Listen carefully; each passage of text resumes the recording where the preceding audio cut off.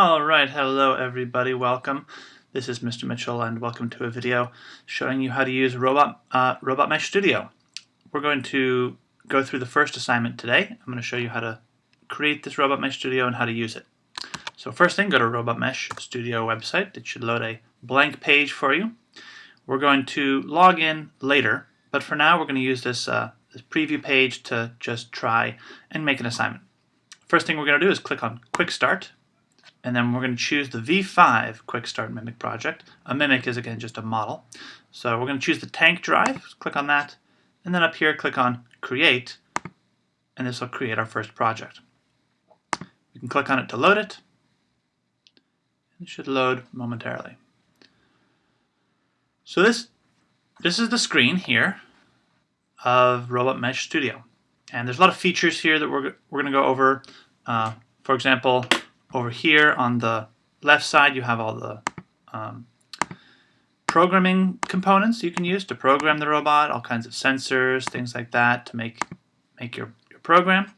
In the middle here, this is the mimic. You can click and drag and move around.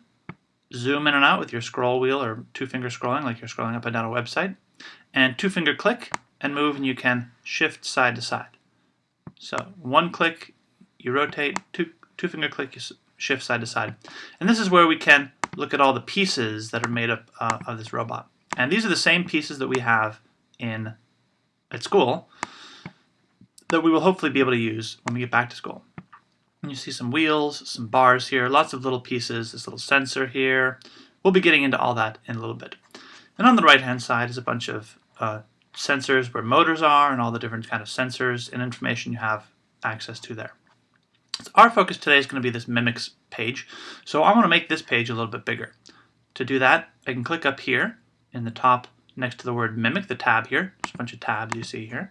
And the little arrow here, if I click that arrow, it unpins and now it takes up the whole screen.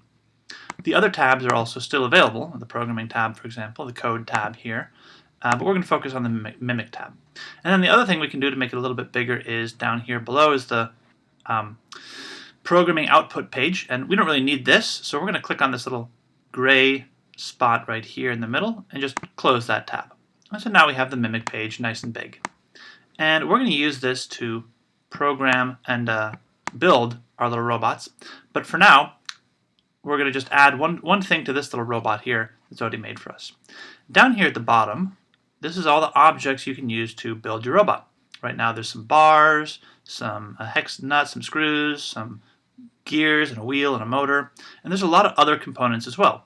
If you click on this tab here, you see all the different types of pieces you can use, some gussets, some shafts and collars, some plates, various plates and angle pieces. We're going to look at the miscellaneous tab. This has some of the pieces we can use to create a game board, various things like that. There's a game cube, ball, some hex balls, other things. We're going to look at this soda can.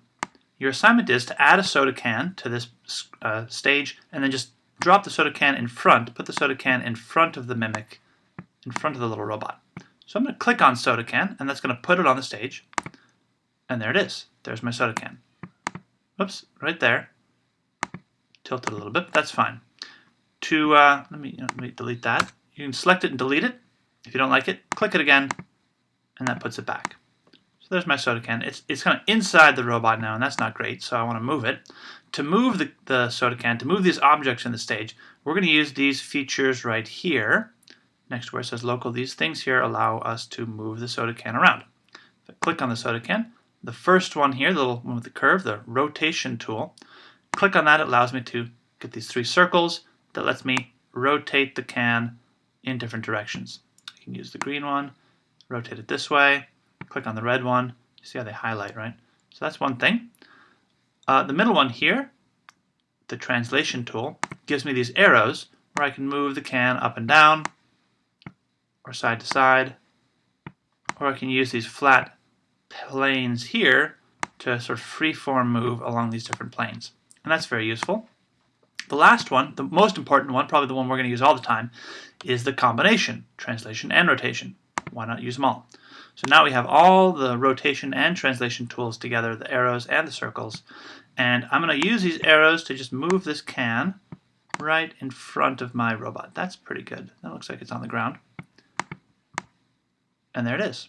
There's my can. So all you need to do then is move the can in front of the robot.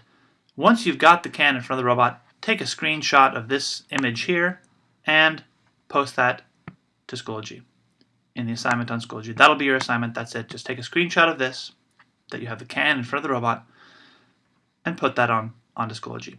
You can add any other objects you want, like a hex ball. You can again move this around, put this in the world here. There's a little ball floating in the sky, and whatever other pieces you want as well. But as long as you have a can in front of the robot, that's all you need for your assignment. Take a screenshot, and we're good to go. Thank you, everybody. If you have questions, please message me on Schoology or Remind. Hopefully I'll hear from you later. Thank you.